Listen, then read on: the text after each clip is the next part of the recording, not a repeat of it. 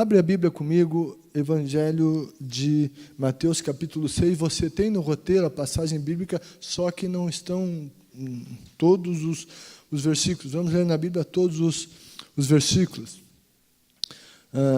Mateus 6, 5 a 7. Mateus 6, 5 a 7.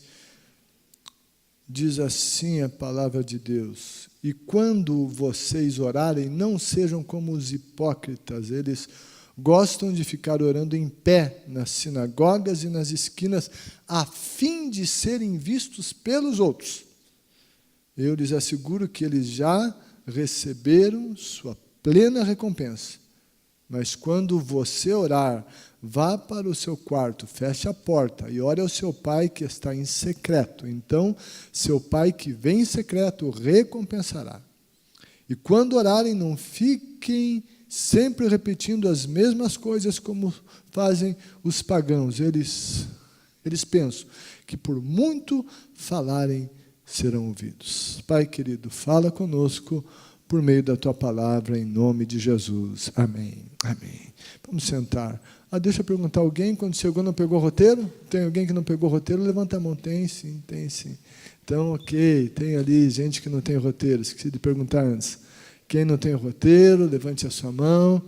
Ok, leva o seu roteiro. Aviso, esta semana não tem como a gente ter um TCL de sábado, certo? Em função da ocupação dos dois lugares, ensaio aqui, casamento lá, não tem como a gente ter o nosso TCL no sábado, ok? Gente, tá, isso mais alguém? Levante a mão. Mais alguém não tem ainda? Todos? Ok.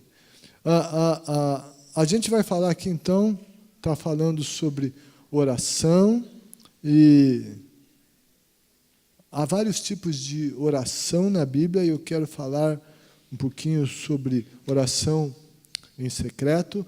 Tem essa pergunta: quais as recompensas que a oração pode trazer? O que vier à sua mente, anote, certo? Algumas recompensas que a oração ela pode trazer. Recompensas que a oração pode trazer, anote aí.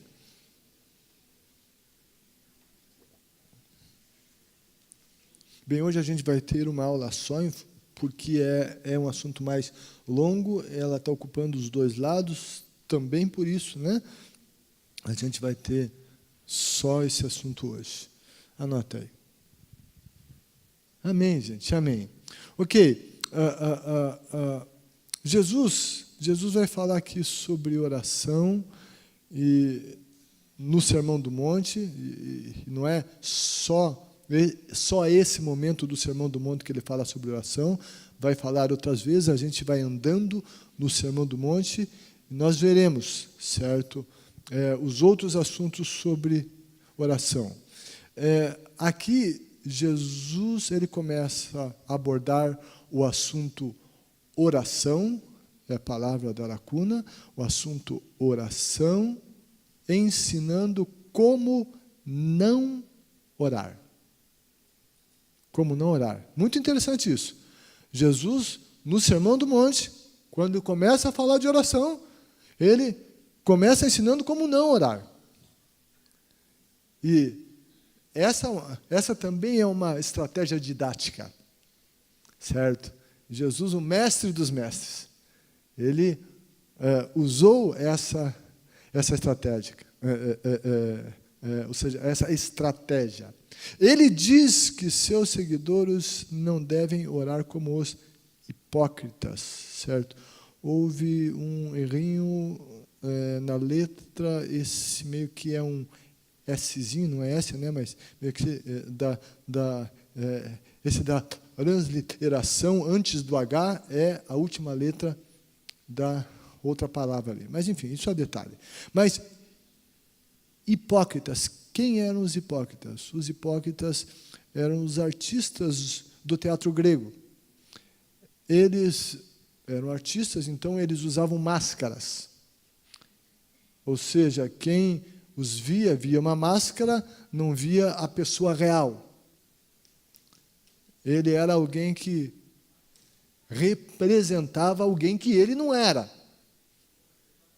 Ele tinha essa função de artista de teatro. Contudo, essa figura era usada de maneira também negativa. Era usada para falar daquele que não estava no teatro, mas representava alguém que não era. Era um impostor.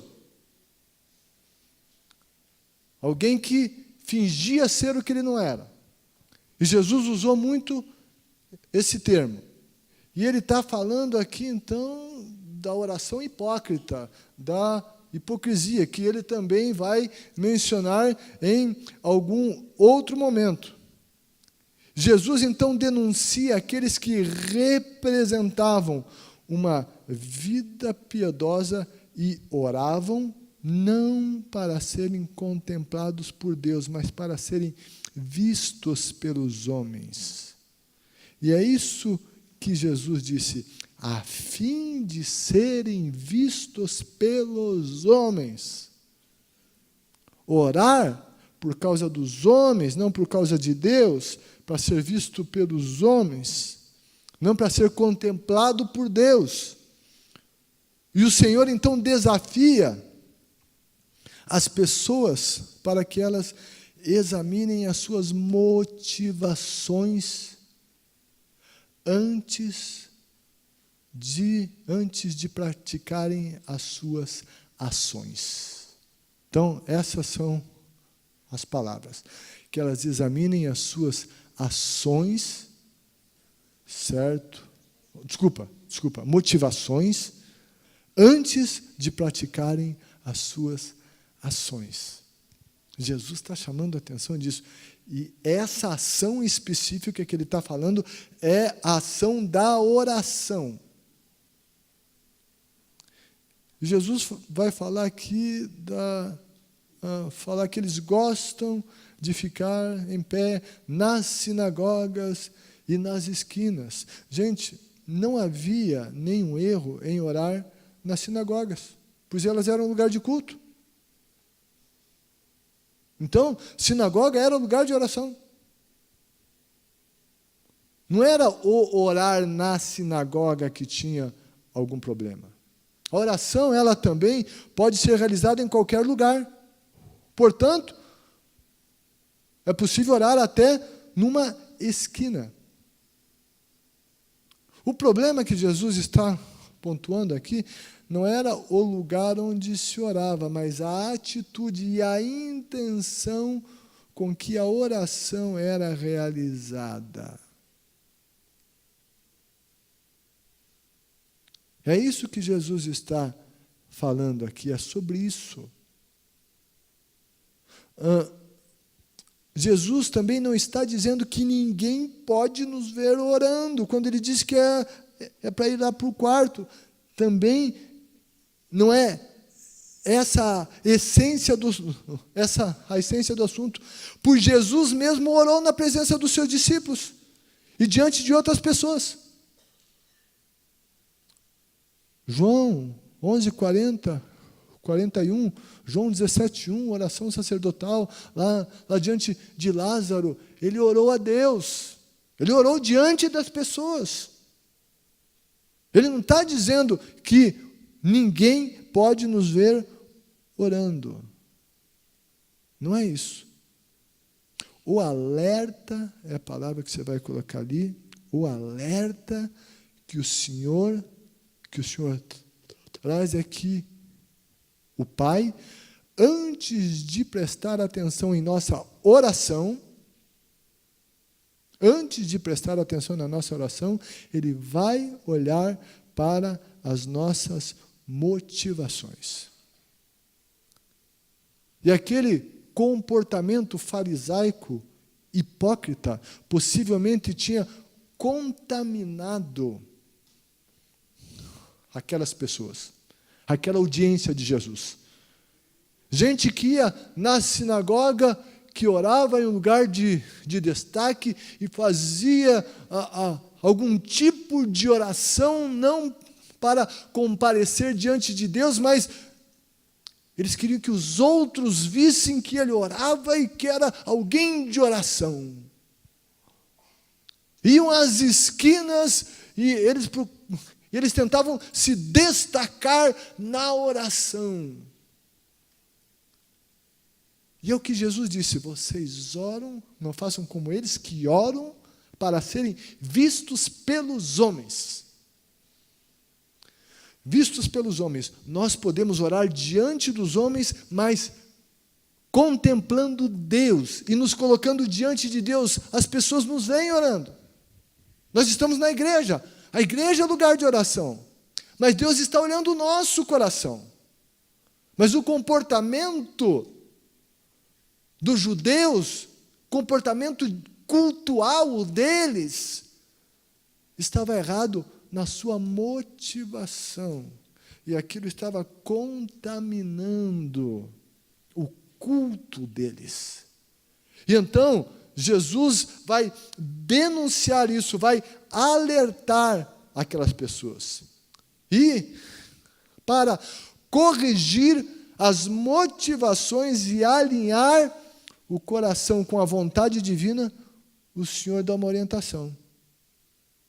Um exercício muito prático. Um exercício que corrige os desvios das intenções e que nos leva ao lugar devido. Jesus então diz: vá para o seu quarto, feche a porta e ore ao seu Pai que está em segredo. Em segredo. Aquelas pessoas que tinham sido contaminadas por aquele estilo de culto, Jesus disse: tem que ter correção. Façam um outro exercício, para que vocês aprendam a orar. Vão no secreto. Tem um exercício de oração secreta. Vá para a sua casa. Feche a porta. Na época, a maioria das casas tinha um único cômodo. Algumas tinham mais do que um. Se tivesse mais do que um, o que Jesus comunica é para que fosse lá para esse segundo. O exercício de estar individualmente diante de Deus, sabendo que ninguém está vendo, isso conduzindo a essa intimidade diante de Deus, isso mataria a hipocrisia. Isso era um exercício para vencer a hipocrisia. E talvez, se a gente for sincero, a gente, de repente, detecta alguns momentos nossos que a gente pode estar querendo aparecer. E então, esse exercício é para nós. Estarmos a sós diante de Deus. Jesus, com tudo isso, Ele está nos desafiando a olhar para o coração. Ele está alertando. Esse ensino de Jesus corrobora o alerta que a Escritura traz a respeito do perigo do orgulho. Orgulho. No livro de Provérbios 11:2, a Bíblia diz: quando vem o orgulho, chega a desgraça, mas a sabedoria está com os humildes. Orgulho está ligado à desgraça. A oração orgulhosa vai estar ligada à desgraça, não à graça. No livro de Provérbios, capítulo 16, versículo 11, diz: o orgulho vem antes da destruição e o espírito altivo antes da queda. Antes da queda. Gente, isso aqui é muito sério. Eu escutei uma vez um pastor, eu não sei de onde ele era olhinho puxado, certo? Daí ele falou algo sobre orgulho espiritual. né? Só que orgulho espiritual é um contrassenso, né? Se orgulho não pode ser espiritual. Contudo, eu entendi o que ele quis dizer com orgulho espiritual. E daí ele contou a experiência de um líder cristão que jejuou 2 vezes por 40 dias.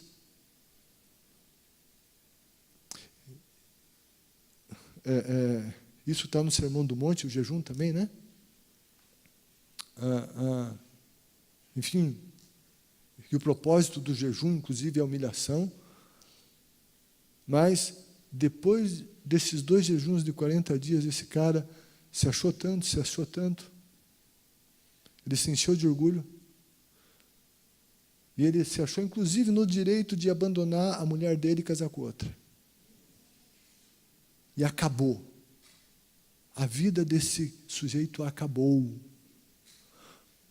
Ele teve uma prática espiritual, mas uma motivação errada o assaltou. Por que a gente ora? Qual é a nossa motivação? Isso eu lembro, acho que mais ou menos uns 17 anos, e eu ia pregar lá no centro evangelístico. Eu lembro que o pastor João Boaz me convidou para pregar no centro evangelístico. Isso no culto das 6 horas da tarde, eu lembro bem, até o culto. Daí, eu recebi o convite, daí pensei comigo, eu vou. E eu vou arrebentar. Eu vou orar bastante. Eu vou fazer um jejum bem longo. E orei, eu fiz, e orava. Deus opera. Até se tiver morto hoje lá, vai ressuscitar. E eu jejuei, eu orei. De repente eu cheguei lá, abri a Bíblia, comecei a falar. Gente, passou 5 minutos, eu não sabia mais o que falar, tinha acabado tudo.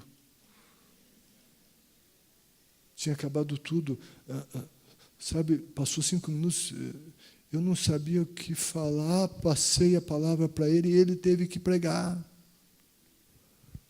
E eu saí dali arrebentado, triste, frustrado, chateado. Acho que Deus não me chamou para pregar, acho que eu me enganei. E daí, depois, voltando para casa, Deus ministrou meu coração. Você fez errado, tua motivação estava errada. Você foi lá, não para anunciar a minha palavra e para abençoar pessoas. Você ficou jejuando e orando não para honrar o meu nome, mas era para honrar o seu. Você orou por sua causa.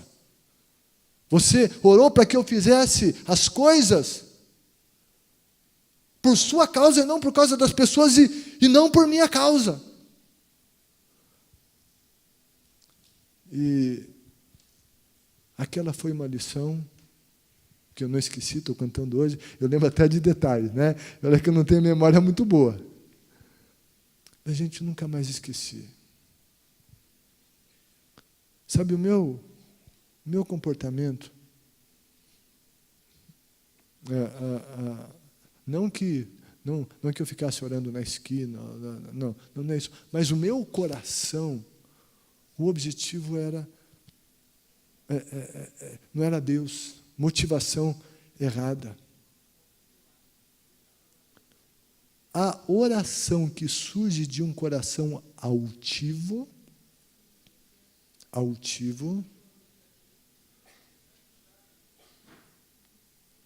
não encontrará a resposta do Senhor.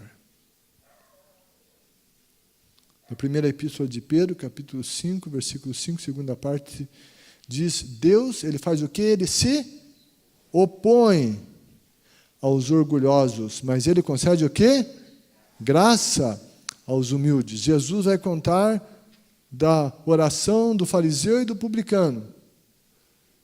Ele diz que chegou, o fariseu estava orando lá, Deus, muito obrigado porque eu dou dízimo, obrigado porque eu jejuo 2 vezes na semana, eu não sou que nem aquele outro pecador lá. E daí Jesus vai dizer como era a oração do outro, e ele disse, aquele dizia, Senhor, tem misericórdia de mim que sou pecador. E daí Jesus faz a pergunta aos seus discípulos, a oração de qual dos dois foi ouvida? Ele disse, daquele que se humilhou. A nossa oração, muitas vezes, se a gente não vigiar, pode ser igual daquele cara. Deus, porque eu sou isso, Deus, eu faço aquilo, Deus, porque eu sou fiel, Deus, porque eu vou no culto, Deus, porque eu trabalho, Deus, porque eu tenho... Então, você tem que me abençoar. Não. Vamos olhar para o coração. Com que motivação nós estamos orando? Com que motivação nós estamos orando? Jesus está alertando com isso, então ele recomenda o exercício. Se exercite. Isso são exercícios que a gente faz para anular o nosso ego. Tem a ver com essa questão de negar-se a si mesmo, tomar a cruz de cada dia, de crucificar a nossa vontade. A gente está aqui numa reunião, num treinamento de líderes, e líderes precisam orar, não só líderes, qualquer um precisa orar. Então a gente precisa aprender a orar, e quando a gente orar, olhar para o nosso coração, examinar as nossas motivações. Mas veja bem, quando Jesus está ensinando, esse ensino de Jesus não nos proíbe, como nós já vimos, da oração coletiva. Certo? E eu já vi gente dizer que, então, não pode orar na igreja, não, é só no quarto fechado, porque Jesus disse que é o quarto fechado. Quando nós olhamos na Bíblia, nós temos que ler um texto à luz do seu contexto imediato e à luz do contexto bíblico. Jesus não está proibindo a oração essa coletiva, pois o reunir-se com outros para orar é uma prática muito recomendada pelas Escrituras. É recomendada. Orar junto com outros. Jesus ensinou nós orarmos juntos. Ele falou, Mateus capítulo 18, 19 e 20, também lhes digo que se 2 de vocês concordarem na terra em qualquer assunto sobre o qual pedirem, isso lhes será feito por meu Pai que está nos céus. Ele fala, pois onde se reúnem 2 ou 3 em meu nome, ali estarei no meio deles. Então Jesus está recomendando aqui oração com mais pessoas. Então, quando Jesus está falando dessa questão do quarto, tem a ver com essa coisa do matar o nosso ego, desse exercício, desse cuidado. Se eu estou vendo que eu estou sendo meio hipócrita, eu tenho que cuidar dessa hipocrisia, porque ela pode me destruir. Isso é orgulho. Orgulho é destruidor. No livro de Atos, que a gente vai estudar isso ainda, capítulo 4, dos versículos 24 a 31, nós vemos a igreja primitiva em oração coletiva, experimentando um poderoso mover do Espírito Santo. O lugar chacoalhou, ele tremeu. Eles estavam orando coletivamente.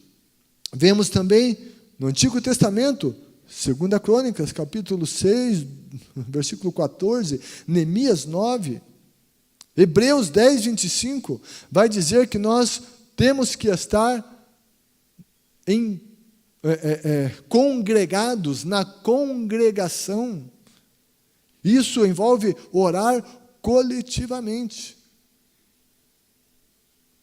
Então, temos que orar coletivamente e sempre sempre olhando para o coração. Outra coisa, outra advertência que Jesus faz sobre o como não orar. Lembra? Ele começou a ensinar sobre oração, ensinando como não orar.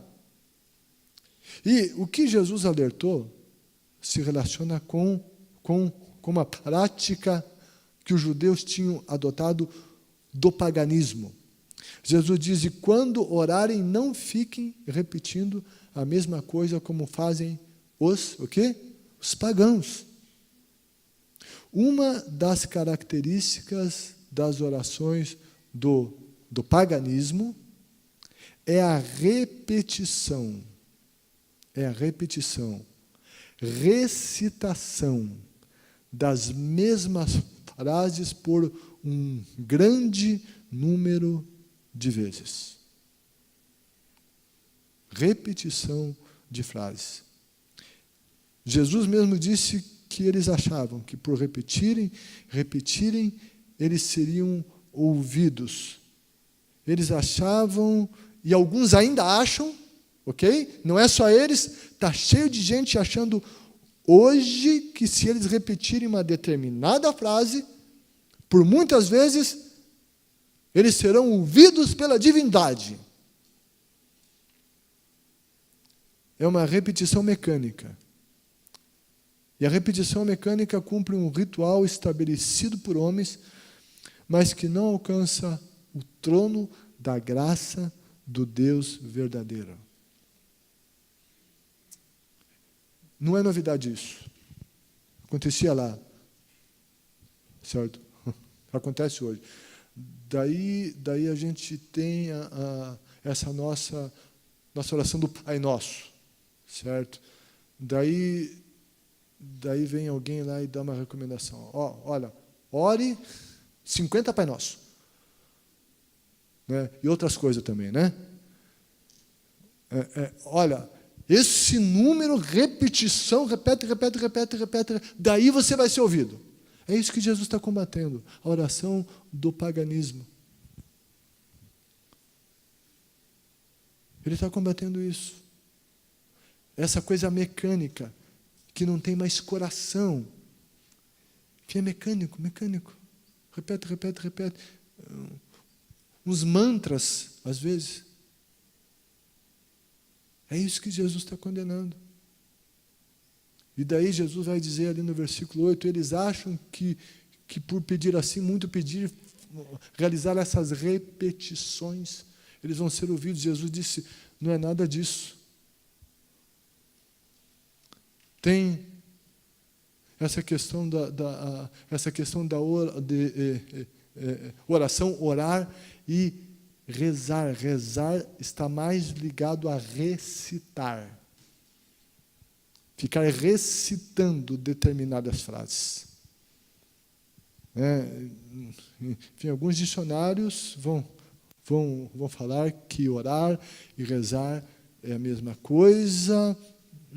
Ok, né? Dependendo do contexto, da situação, né? Alguns entendem assim, mas o rezar tem mais a ver com a recitação. Jesus, então, está alertando contra isso. Mas agora vamos lá. Essa verdade mostrada pelo Senhor Jesus não pode ser confundida, certo? Confundida, essa é a palavra ali, com a oração perseverante. Isso que Jesus está falando aqui não é um ensino contra a oração perseverante. Jesus mesmo ensinou sobre a oração perseverante. No mesmo Sermão do Monte, Jesus ensina sobre a oração ser persistente, quando ele diz, capítulo 7, versículos 7 e 8, ele diz que é preciso pedir, peçam, e lhes será dado, busquem e encontrarão, batam e a porta se lhes abrirá, pois todo o que pede recebe, o que busca encontra, e aquele que bate, a porta será aberta. Isso tudo aqui tem a ver com insistência, são níveis de oração. Tem coisa que às vezes Uma vez nós oramos e pedimos, acontece. Tem coisas que além de pedir, a gente tem que ir à busca, exige mais. E às vezes a gente ora, vai buscar e dá a impressão que não abre a porta, tem que bater. Fala de uma insistência, de uma perseverança em oração e na busca ao Senhor em oração. Jesus ainda contou 2 parábolas que falam sobre perseverança em oração. Lucas 11, 5 a 13 e Lucas 18, 1 a 8.